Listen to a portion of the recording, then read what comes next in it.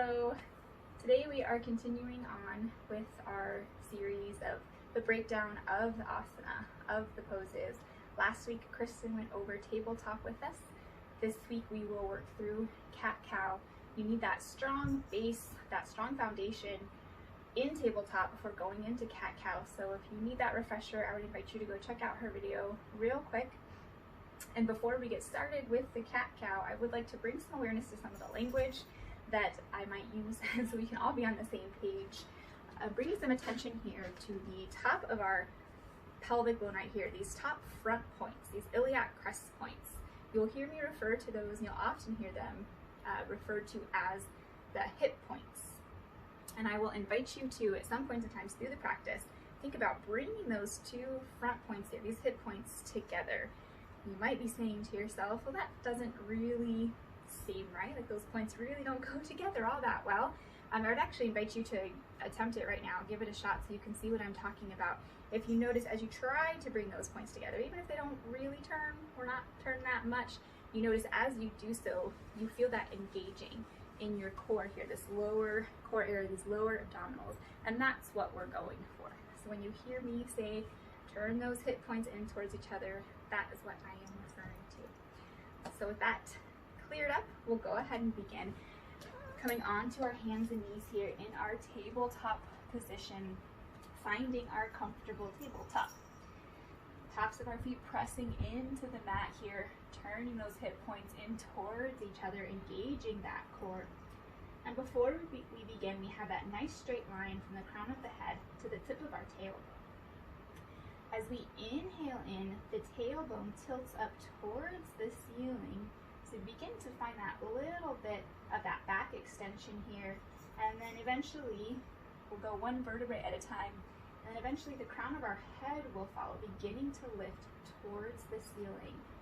The crown of the head lifts towards the ceiling, but does not go all the way up towards the ceiling, up to the ceiling. We'd like to find this kind of nice, smooth rounding here, or arch here in the back, that nice smooth line from the crown of the head to the tip of the tailbone. If we send our crown of the head, too far towards the ceiling, we break that nice fluid line. So just sending it as far as we need to get as fluid of a line as possible. Staying open in the chest here in our cow pose, making sure that we're not dropping the belly, so we're not putting too much pressure on the lower back there, maintaining that integrity in our core. And as we exhale, the tailbone begins to melt down towards the mat. And then again, our back follows one vertebrae at a time as we begin to round our back.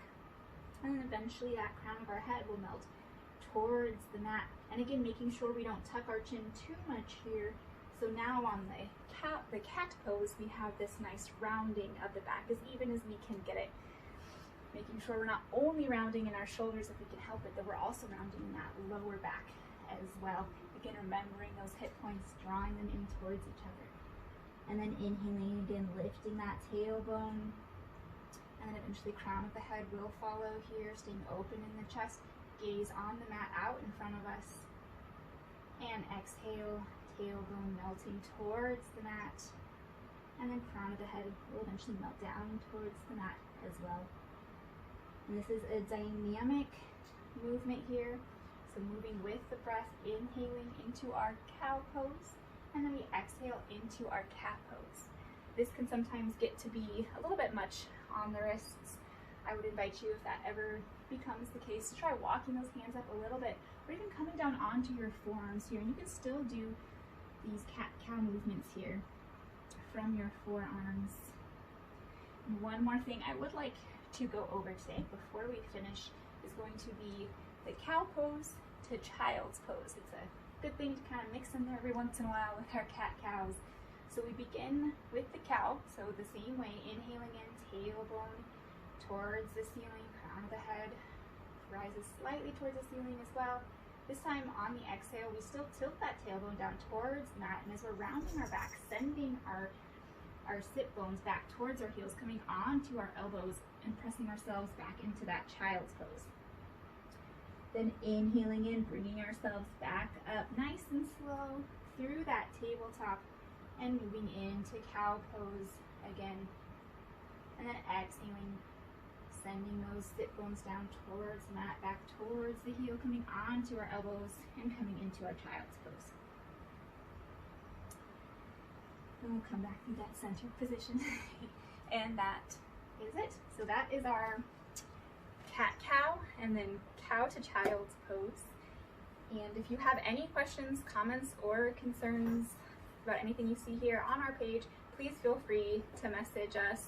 We are both looking forward to getting back into group classes, in-person classes at some point in time at the fitness center, whenever that happens. Until then, we just really want to keep yoga at SJ happening, so virtually, if that's the only way that it can be.